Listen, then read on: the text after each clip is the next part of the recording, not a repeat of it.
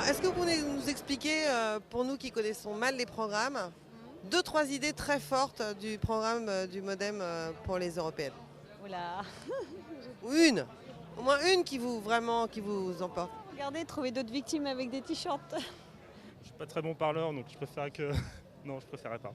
Ah, alors, qu'est-ce que vous pouvez nous dire du programme du MoDem pour les européennes? Eh bien, je le découvre en même temps que vous. Je sais pas quoi vous dire là, parce que le programme il est tellement complet que je sais pas quoi vous dire. Oh ben, le programme, il y a un programme, il a été distribué par milliers et milliers d'exemplaires sur toute la France. Alors, les 2-3 idées fortes là qu'il faut mettre en avant chez vous, c'est quoi? C'est lesquelles? Ouais, pourtant, je l'ai encore relu ce matin, le truc. Des idées fortes. Ben, c'est aménagement du territoire, défense d'une agriculture de qualité, de proximité, services publics, transport et ainsi de suite, et défendre une idée européenne de construction européenne. De construction d'ailleurs ou de relance de l'idée européenne, sur un plan de relance européen par rapport au transport collectif, au transport ferroviaire, par rapport aux énergies, autonomie énergétique, énergie renouvelable. Mais on est les seuls à faire les liaisons entre les deux. C'est-à-dire, comment ça vous êtes les seuls? C'est-à-dire que certains parlent que d'Europe.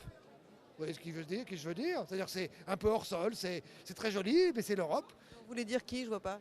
Europe Écologie, pour être clair. Voter écolo, c'est voter pour nous, c'est voter pour Benamia, c'est voter pour moi, c'est voter pour la liste du MoDem, parce que nous avons, sur l'évolution soutenable, un programme qui est très proche du leur. Vivre autrement, Cohn-Bendit dit tout le temps vivre autrement, c'est moi qui ai écrit le bouquin, c'est pas lui. Bon. Mais en plus, en tant que défenseur des libertés, sans aucune ambiguïté avec M. Sarkozy, ce qui n'est pas le cas de M. Cohn-Bendit. Et oui, c'est pas le cas. Et troisièmement, très ferme sur les principes républicains, sur la laïcité, c'est nous, c'est pas eux. Nous, on n'est pas pour la Turquie, ils sont pour l'entrée de la Turquie. Dans le Nord, le numéro 4 de la liste est quelqu'un qui appartient au mouvement de Tariq Ramadan. Et bien moi, je suis désolée. Tariq Ramadan, pour moi, il ne fait pas partie du panorama républicain français. Voilà votre président, regardez, Madame Lepage.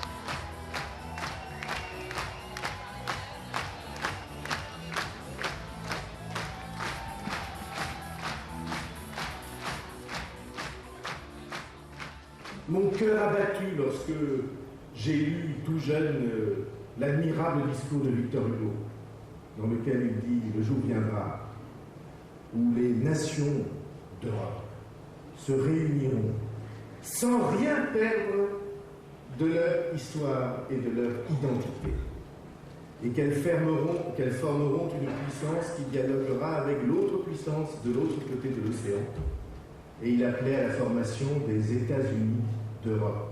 Je vous jure que j'ai pleuré autour de cette idée.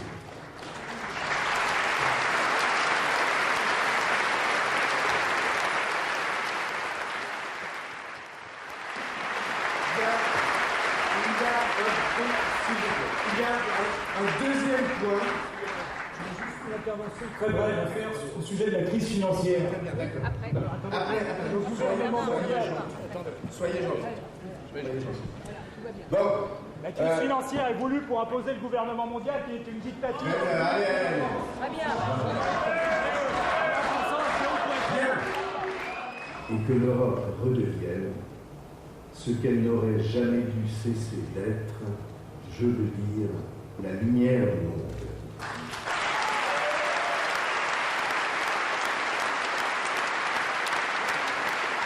Vous avez parlé de l'Europe comme d'une femme, c'était incroyable. Ah ben, c'est que je l'aime. Oui, une de nos obsessions, c'est de réconcilier les Français avec l'idée européenne, mais pour ça, il faut que l'Europe change. Il faut qu'elle soit plus attentive à ceux qui la forment. L'Europe, elle s'est beaucoup occupée toutes ces dernières décennies du grand marché commun et de ceux qui ont fait la libre circulation des biens, des services, des capitaux, c'est très bien, mais ce n'est pas les gens. Donc l'Europe, il faut qu'elle s'occupe des gens, davantage, et des petits et pas seulement des gros.